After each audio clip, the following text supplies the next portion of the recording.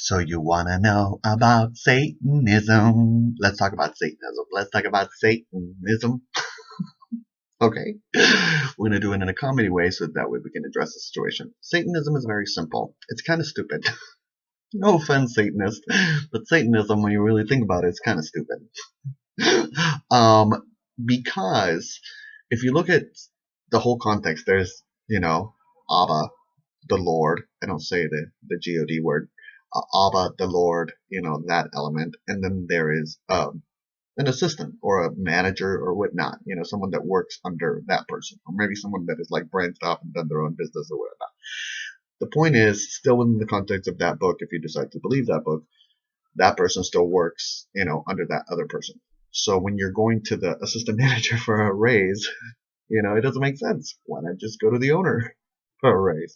That's the way I look at it, just from a very simple logical standpoint.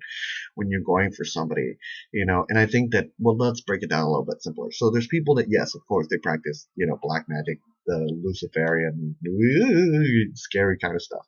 And why do they do that? In order to receive, manifest material possession. So oftentimes they sacrifice material things in order to receive material possessions. Whereas different from white magic, where you sacrifice interior elements of your ego in order to receive spiritual gifts from the light of the Creator that you can actually use in order to create material possession. So it's a little bit more difficult steps through the light process, but through the dark process, you can, get me a goat, get me this person, get me that person, and and all of a sudden, ta-da!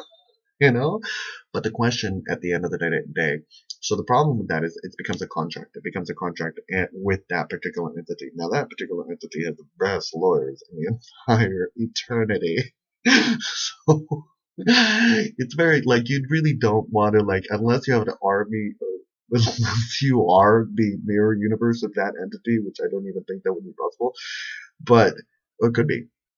Then don't get into a contract with those kind of elements, because what goes around comes around. And regardless of whether, oftentimes people will say, well, I'll sacrifice this in order to withhold from the things. It's like, no, the payment's never, once you get in there, honey, you're done.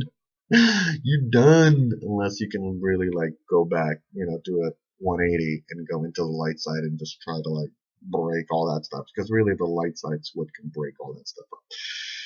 So, those are my thoughts. Those are my thoughts on Satanism. Does it happen? You do. Just look at it. Should you be scared? I don't know. Depends on where you are, in life and what you're doing. What I recommend, if you want to ward off Satanism and dark magic and whatnot, uh, positive tools, Zohar, Bible, Quran, dive into those tools. Oftentimes, now it plays into a whole different element, because even people that are righteous, people that are dealing with a lot of positive and light energy, can be swayed the other way around. So it's very important for all of us to bond together and keep that element from just kind of flipping itself back and forth, and create love within unity. Because I can promise you that the most valuable gold that exists spiritually is probably in prisons, because of the transformation of that darkness into light. So when we look at it from that particular context, from individuals that can all of a sudden switch and become elements of light that can transform society into a positive element, that's really, but it's that line. It's that line. And as individuals, I think that through our judgments of others, oftentimes we create those energies onto them. So, sometimes a person will believe, the world has been so horrible. Maybe I'm a horrible person. And then other people are like, yeah, you are a horrible person. It's like, okay, I will continue being even more horrible. Yay! Horrible is the wonderful money of the world. So, I think that that's one of those things that we need to really start trying to balance out and understand and withdraw and give people the benefit of the doubt. And instead of just jumping, because I know that at times I can be very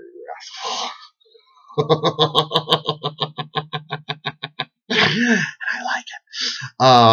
But I try to, kind of keep it together, and especially, with great responsibility. comes great power, or the other way around. Let me know in the comment section down below. But of course, I want to always wish you a wonderful, wonderful, wonderful eternity.